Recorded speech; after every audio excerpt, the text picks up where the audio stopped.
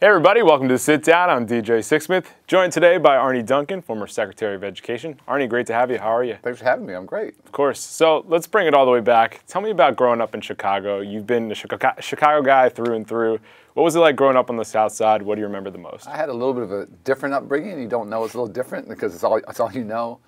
Grew up in Hyde Park, which is middle-class, integrated neighborhood, and my father taught at the University of Chicago, so we basically grew up on the campus there. And in 1961, I was born in 64, my sister in 67, my brother in 70. In 1961, my mother started an after-school tutoring program that was literally like less than 2 miles from our house, but it was across the 47th Street border in sort of all black, all poor North Kenwood, Oakland. And she raised us as a part of her program. It changed our lives. We went every day growing up from the time we were born. Her whole philosophy was 10-year-olds taught 5-year-olds, 15-year-olds taught 10-year-olds, so we grew up, teaching and being taught. She did that work for like 51 years until her health gave out, and my sister and brother and I have all tried to follow in her footsteps in different ways. So this is our family business, but what I saw in my life was kids who happen to not have a lot of money, who may not always have the most functional families, who lived in a neighborhood plagued by gun violence, but they went on to do extraordinary things because my mother and others were in their lives. And so that's where I get my passion for education from. I know what's possible despite the tough, the tough environment when you really give kids a chance. That's hard work. I also lost friends to gun violence early on, guys I played basketball with, and coming back sort of full circle to the work I'm doing now. I think when that stuff happens when you're a kid, it may shape you and scar you in some ways. A little bit tough to talk about, but it's where I get a lot of passion for my current work today.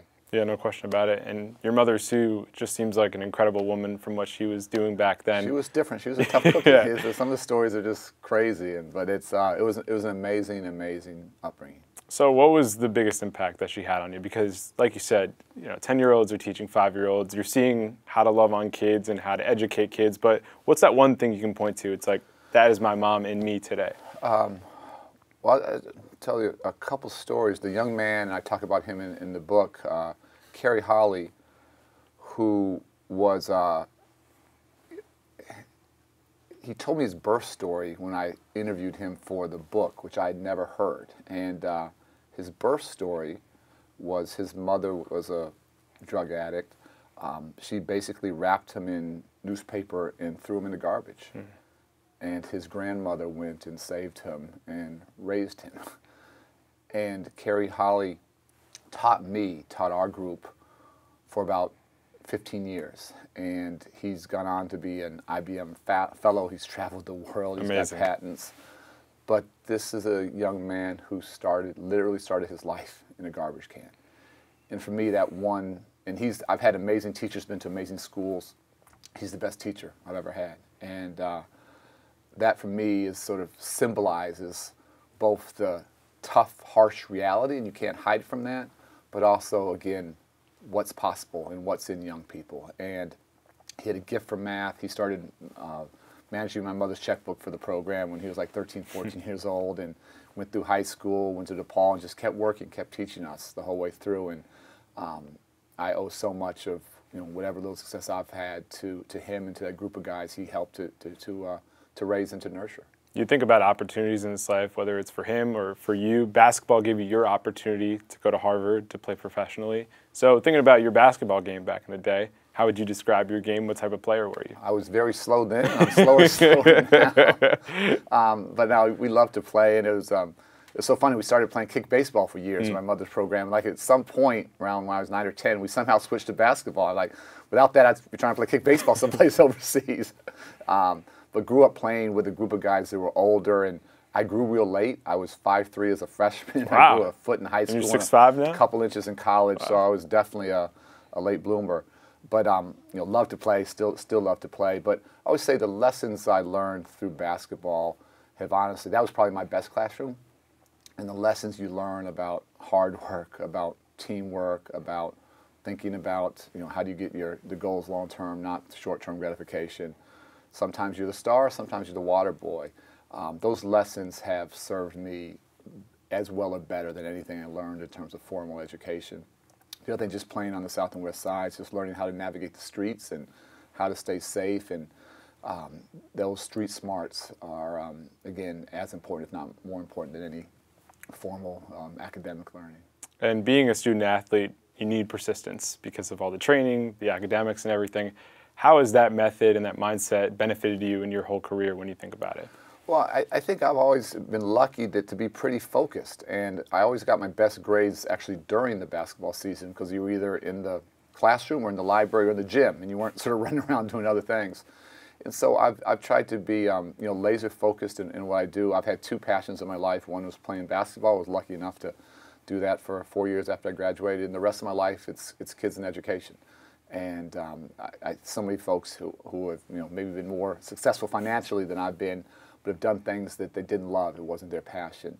And I think I've been unbelievably blessed to do exactly what I want to do since I graduated from college, and that's a rare opportunity. So you're playing hoops overseas in Australia. You come back to Chicago, and you had been around kids in the inner city, but you're really in the nitty-gritty of things when you first come back. So what was the most surprising thing that you kind of figured out as soon as you got back from playing hoops? Well, I tell a story that I actually took a year off of college between my junior and senior year, which is a little bit of a weird thing to do, a little non-traditional. And what I was really trying to do, DJ, is sort of test myself. Most of my friends were becoming investment bankers, right. They were becoming lawyers. That was sort of, you sort of felt the pull that way. And I really wanted to find out, was my mother's work and the work that she was doing, was that a piece of who I was, or was that who I was? Did that define me? And during that year, I decided, I didn't know how yet, but I wanted to follow her footsteps. Playing overseas, I loved it. It was again, so lucky to have the chance. Would have done it forever. And again, this is going to sound a little corny, but my best friend was a guy named John Rogers who ran Aerial Capital Management, a money management firm. He was starting to have some success, and he asked me to come back and to set up his foundation with my sister. We ran an I Have a Dream program, and we started our own small public school, Aerial Community Academy.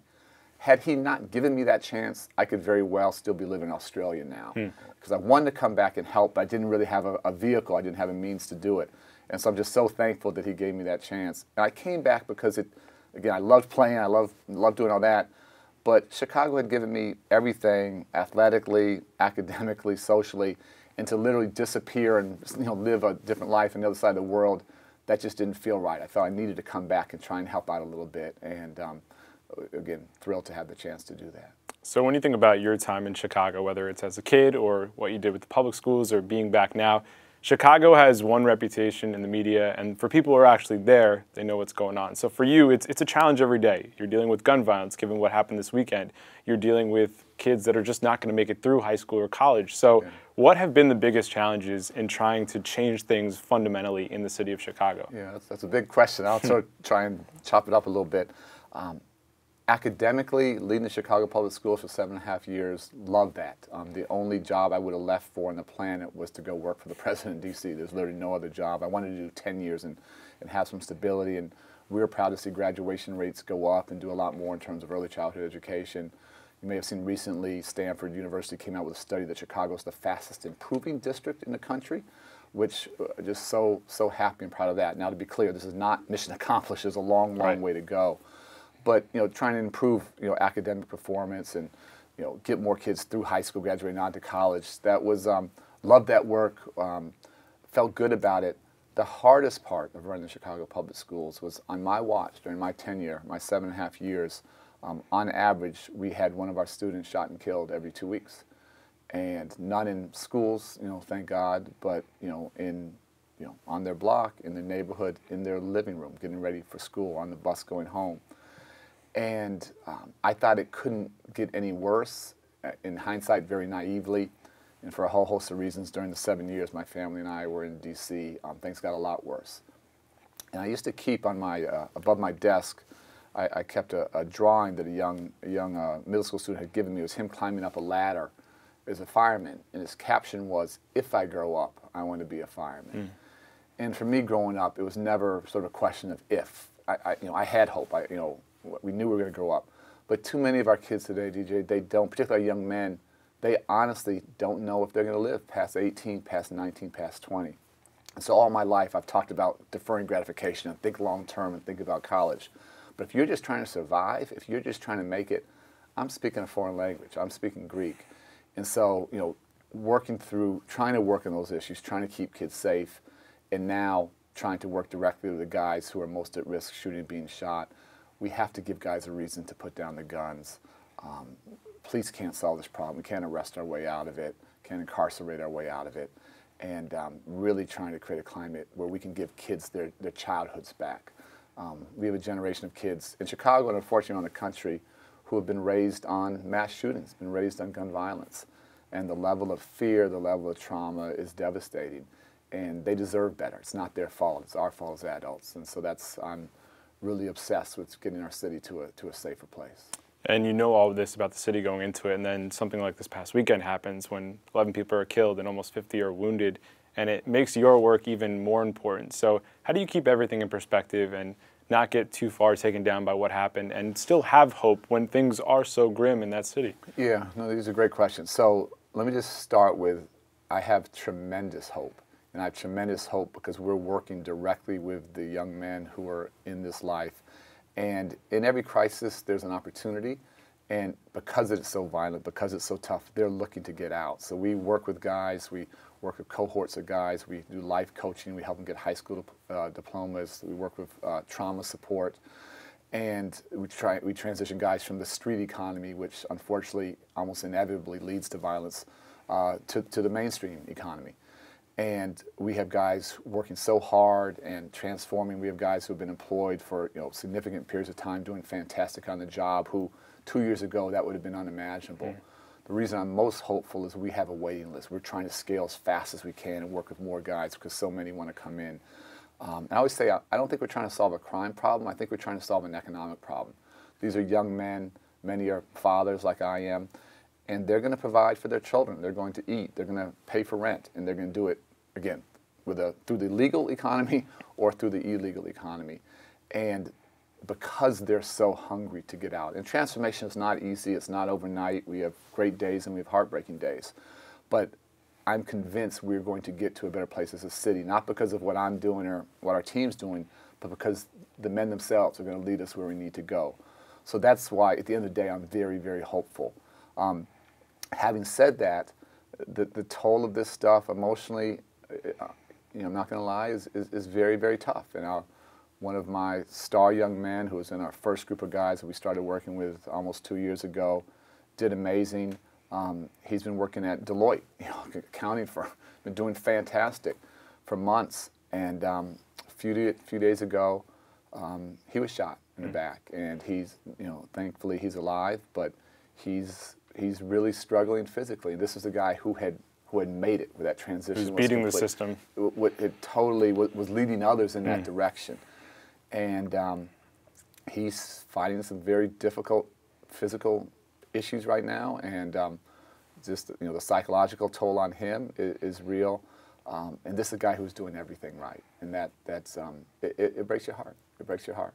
Well, when you think about these problems, it takes leaders like you, it takes investment in money and time, and it takes hope as well. And you think about the president that you worked for, and President Obama, and his message was built on hope, and he was invested in education. And as Secretary of Education, you had a lot of money to be able to spend while you were there down in D.C. So first, when you think about Barack Obama, what made him such a special leader, special man, and this is somebody you've known for 2 decades, so what was it like to see him grow over time?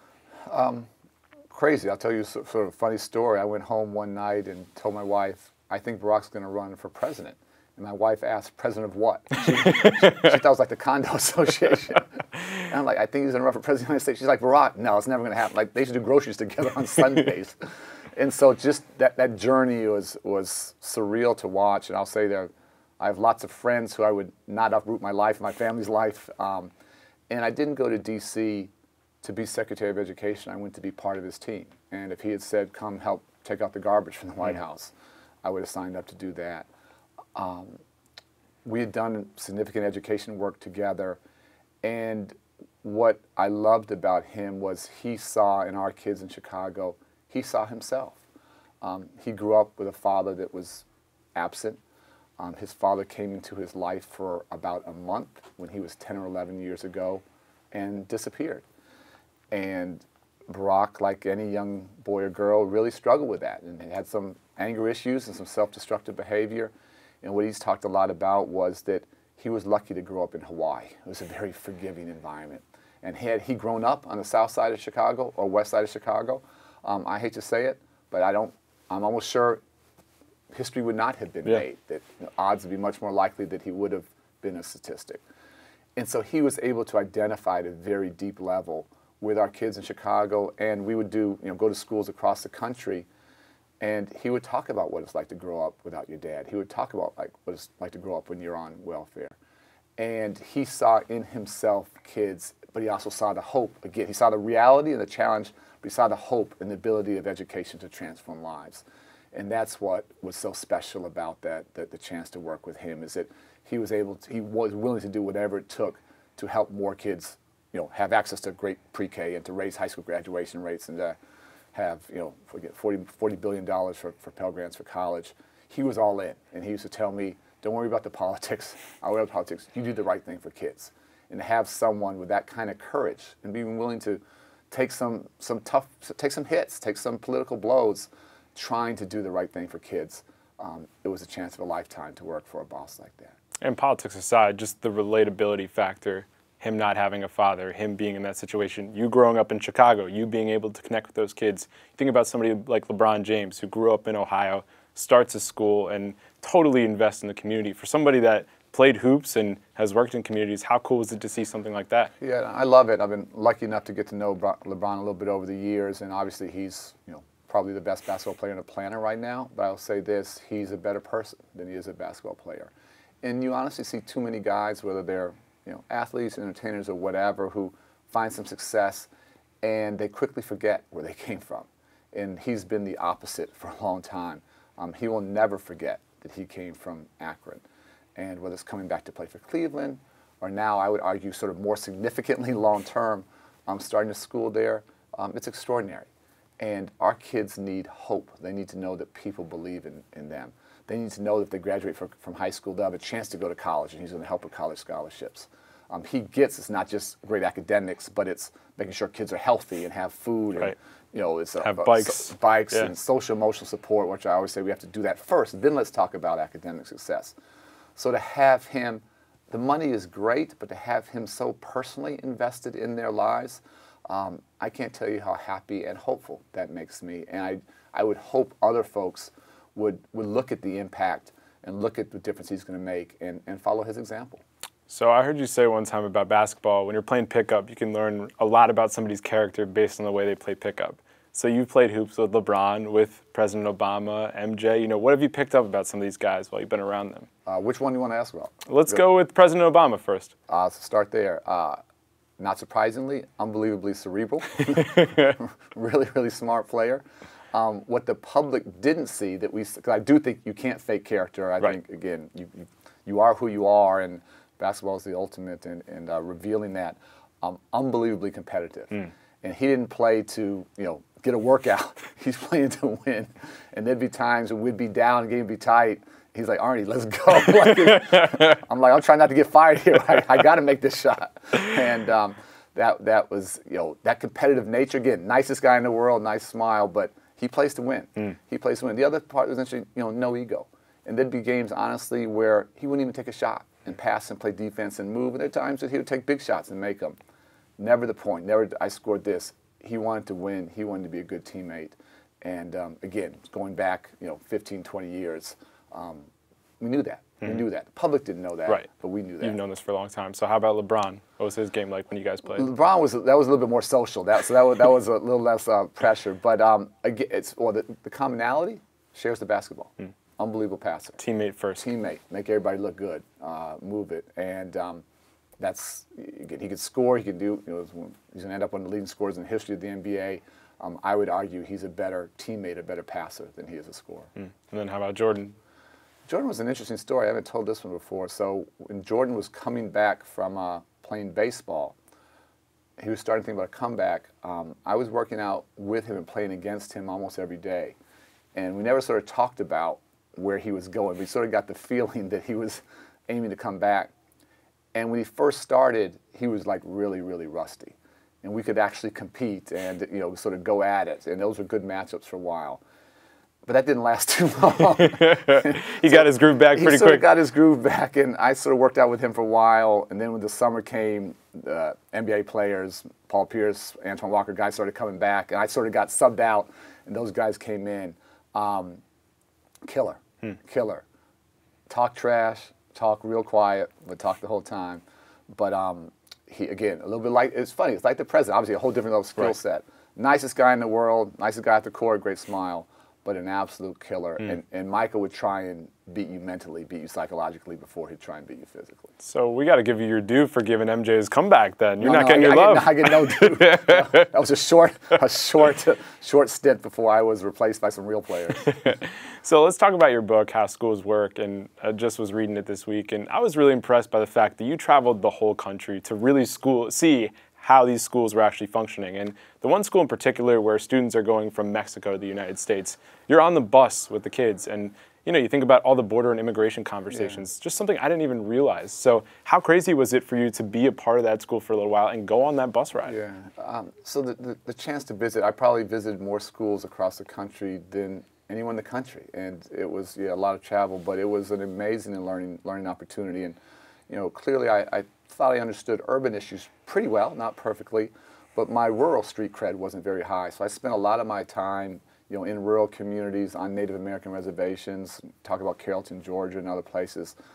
But Columbus, New Mexico blew me away, and we would do these back-to-school bus tours, so you get to places that you would never fly to, or couldn't even think to do that. And you described it perfectly. You had kids who were born in the United States or U.S. citizens, but lived right across the border. And they would cross every single day, leave before sunrise. These were kids who often didn't have running water in their homes, whose parents lived in abject poverty. But this is the ultimate in the American dream.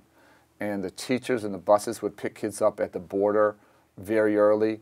They'd come across, they had their little laminated birth certificates that they'd have to show.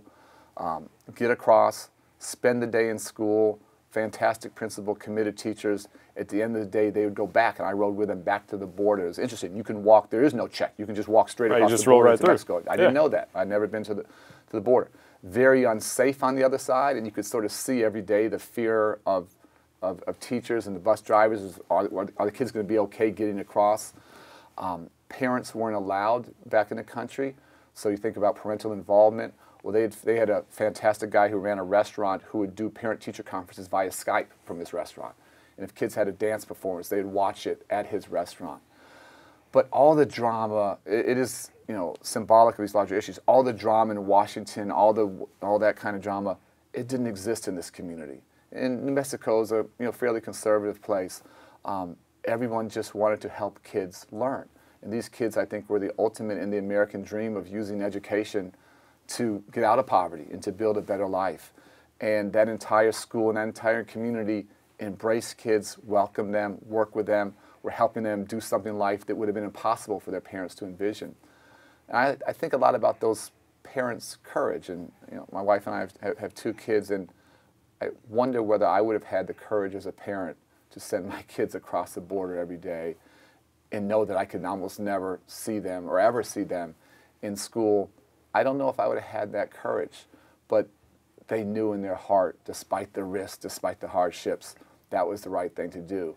So it was a remarkable lesson. And again, all the noise about the fear of immigrants or whatever, it's so divorced from the reality of amazing kids and amazing families and an amazingly welcoming and hopeful community giving these kids a chance in life.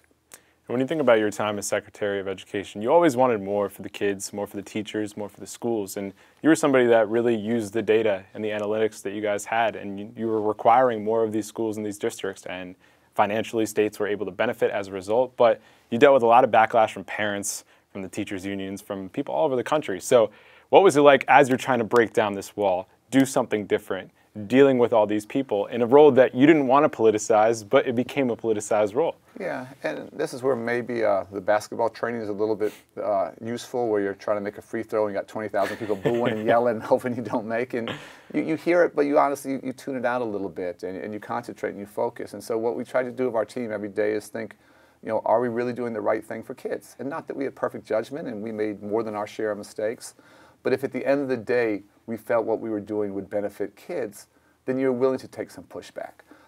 Were we absolutely trying to challenge the status quo? Yes, we were. United States ranks 30th in access to pre-K. It's a dismal record. Graduation rates, again, 84%, not high enough. Got to go higher. College completion, we rank about 12th. It needs to be much higher. We're top 10 in nothing as the United States. And our kids have one shot in education. And if we want to keep high-wage, high-skilled jobs in the country, if we want to break cycles of poverty, if we want to have upward mobility, if we want to have a vibrant, civically engaged democracy, the only way I know how to get there is to give every child a chance to get a great education. So whether it's fighting for more money for pre-K, whether it's fighting for higher standards, whether it's fighting to give teachers more respect and more resources, but also hold them in schools accountable for kids learning, for growth, whether it's fighting for more money for college, but also challenging for-profits that were taking money and not really helping, right. Was happy to fight those battles.